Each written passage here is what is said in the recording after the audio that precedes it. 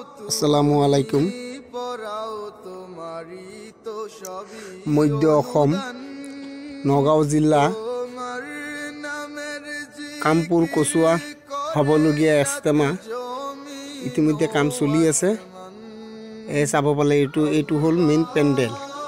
এই পেণ্ডেলৰ কাম চলি আছে। ইজতেমা আৰম্ভ হ'ব আপোনাৰ ফেব্ৰুৱাৰী 9 তাৰিখ 10 তাৰিখ 11 ফেব্ৰুৱাৰী 2025 চন।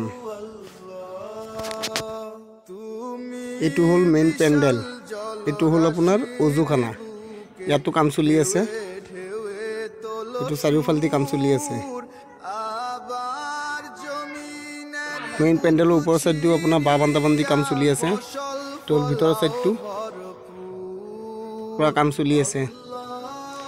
লগতে উজুখানাৰ কামটো চলি আছে।